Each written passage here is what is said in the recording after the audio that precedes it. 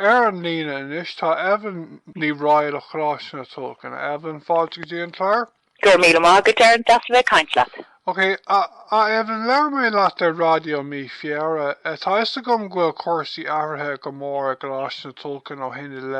le bliain ó acadú tosathe an bhí seo, agus tá istigh gom ghfuil ócáid a gcuibh dé deirdín seo freisin. Is ceis mhór é seo is dócha, ach an féidir leat úsáidú thabhairt dom faoin na hathruithe is mó i Coláiste na Tulchann ón dhearnacha a leirmuid le chéile ar Raidió Meán Fómhair? Cinnte is tócha a dearan an príomh ahrú tá tar Tulchann ná go bhfuil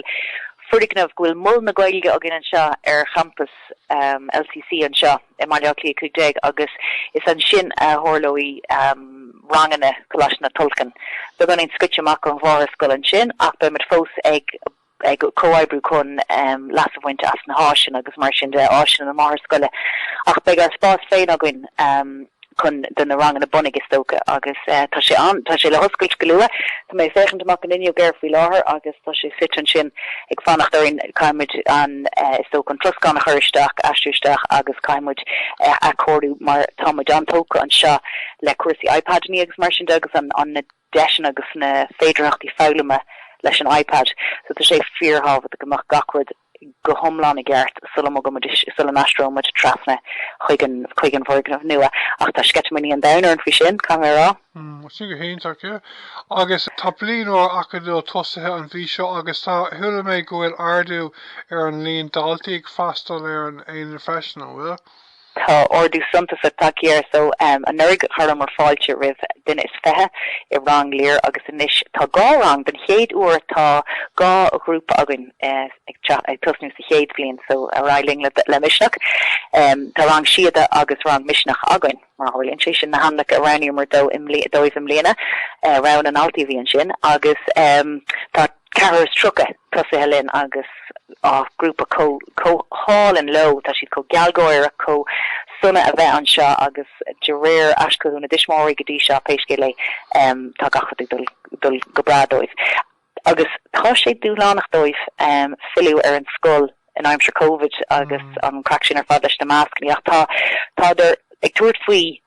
agus tá gairid in so sin an príomhhad. Okay, an bhfuil spruch a goibh maidir leis an líon dhaltaí a white live a bheith freastal ar an aonad chuile bliain? Well, faoi láthair tá an board banistíocht an na máthair scoile ag sucrú ag sucrú fógra na níritas don scoil an tá sé sin ag tá prósta sin ag faoi láthair. So bhráilinn fáilte rih gá an beidir gitbeg ní smó an bhliain se Cluain. Agus tá sé gceistúin fásta gan in gach blian agus táid taréis bheith ag tá sé táhata gomach an ian arci aguain chuige sin freisin tá an dárod ag tolún stoca láha céile ach im líana thosnig burt nua lin ar an bhuidan agus í tiomanta agus díirthe ar rang na Tulchann tá muintear gailge trolíochta nua fáitigin agus muintear mata ólíochta corpadachas so tá an tálinn tá mu de chur leis na dhaltaí líon an altaí agus le líon na múntóirí cáirithe so tá an tálinn. Agus luí tú an fligur seo capman nóú hen céhhéid dhaltaí san omláin bhfuil ag freastal ar an aonad san omláin inis? Well, tá an Cheshire a bhí sa chéad blion grúpa stig san idir bblion faoi láthair tá haindeag sa rang na dhé sin duine is le bliana dó agus trucha car so tá mu de ceapa gúil se sin tá sé sin na súscaí seachta dó tá ceapa. Mana bhfuil dú le múní mútar mata mé So tá sé bheith fáimú idir blion hain agus na idir blion is seo? Yeah. Bhirte seachta, yeah. Cap mé raibh sibh ag fáim idir bliana hain agus bliana tréo sin go héach agus tá ihe ólas a goibh an deirdín seánach bhfuil? Tá den dáthúir ná inis in ag chéile caiimiid a reachtáil go fiúil ar líana ach bhálinn tá mar scetamína is tócha fáilte chur rihghine an seo sa scoil mu féin ná ag deire an tairigh hí campa in dochta arsúil do bhaintear na chéad bliana hána idir staach agus chuir an ar an scoil agus bhí sé go mar bhí sin ar fáil trí Gaeilge agus mar sin de agus an lá dar dion thugamar cuire dus na dhaltaí range atá dul staach a range sé tacht just chun sesiún spree of acu an seo sular hánig dhaltaí na maithir fad sular ilgachtain ar an láthar an seo. So hánig scata beag agus bhainir de trí las agus bhrálinn sular bhádla cúna dé fáide chu raibh I bhhaid ní smó dhaltaí bunscoile contact chun siúil trí na pasáistí chun lámh a chur ar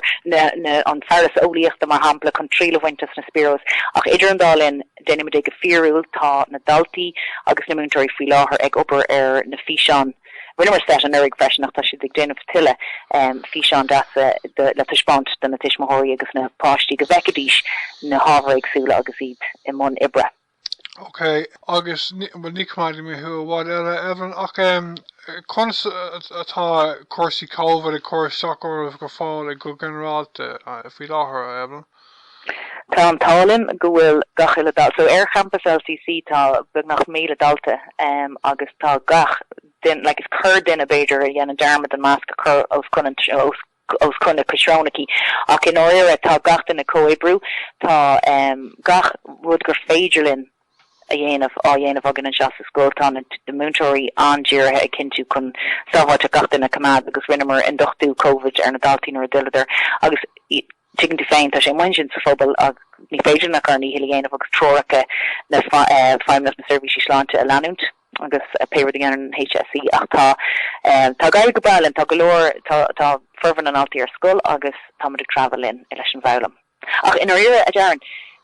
fiú má tá dalta agus mullamúid de galta ar bit atá tí gan techt ar Scoil tá golóir ólas sem muin sin maidir le haíanana leis na haíanana agus mar sinnte ach má tá dalta tí is féidir le leanúnt leis an bhelam ar an Google Classroom mar sin an áte cumad ar stáilt ar obair na ranganí. So níl daoine caiintteach má scáda fannach sáile agus le siú. Okay, Evan chun teachta dro dhearan aglah an féidir na sundaí a thuirteach dar néistóir a rís maidir leis an oíche eolais ar an deirlín ach maiid beidir le aon rud eile ó bhaid leat sin dún faoi cuasaí Coláiste na Tulchann léonnta seo? Date moet leirte fa tamlí dat si dúir mé an prívós tá golóir samlí agus tá fáidir winnar be búlisteach má hagann tú cuat ar an sividirlín Coláiste tunna Tulchann.ie faoin clubín sin nuacht tá nasc chuig an Teams Live an sin